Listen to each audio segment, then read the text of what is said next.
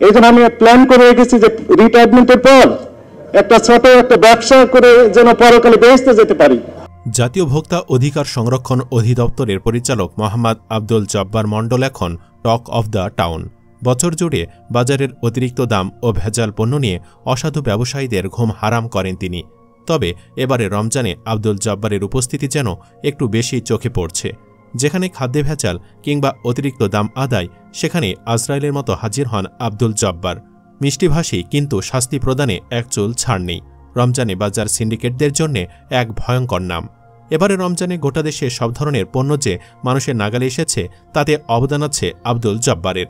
অথচ এ রমজানে রোজা রেখে তার কোনোই দরকার ছিল না এভাবে গরমের মধ্যে বাজার চষে বেড়ানোর। তিনি চাইলেই এসি রুমে বসে মাসে মাসে বেতন তুলতে পারেন। কিন্তু আব্দুল জব্বাররা এমন নন। এবারে রমজান মাসে আব্দুল জব্বারের চষে বেড়ানোতে অনেকে মনে করছেন বাজার ব্যবস্থা নিয়ন্ত্রণে ছিল। অনেকে মনে করছেন আব্দুল জব্বার মণ্ডল ভাইয়ের মতো বাকি 63 জেলায় এরকম ম্যাজিস্ট্রেট যদি থাকে, এক মাসের মধ্যে সব সিন্ডিকেট তছনছ হয়ে ধ্বংস হয়ে যাবে। জানা গেছে আব্দুল জব্বারের জন্ম রাজশাহী জেলায়। তিনি লেখাপড়া করেছেন কুষ্টিয়ার ইসলামী বিশ্ববিদ্যালয়ের ইংরেজি বিভাগে। পরে তিনি বিসিএসের মাধ্যমে ম্যাজিস্ট্রেট হয়েছেন।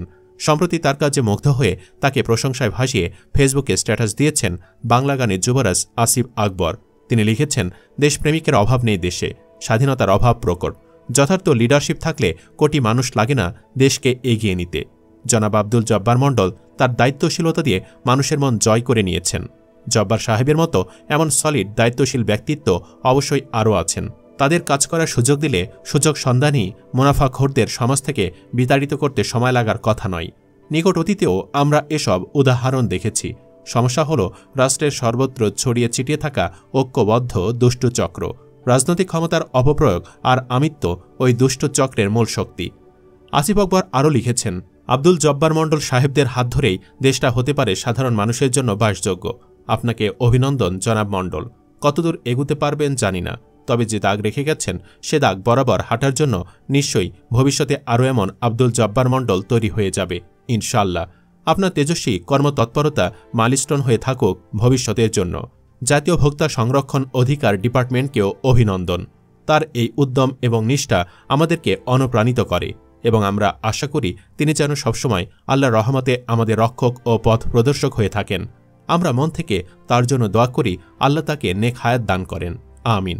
আপনিও কমেন্ট বক্সে আমিন লিখতে পারেন এবং জানাতে পারেন কেমন লাগে আব্দুল জব্বারের কাজ। ভিডিও ভালো লাগলে লাইক দিন এবং শেয়ার করুন, আর অবশ্যই চ্যানেলটি সাবস্ক্রাইব করুন। ধন্যবাদ।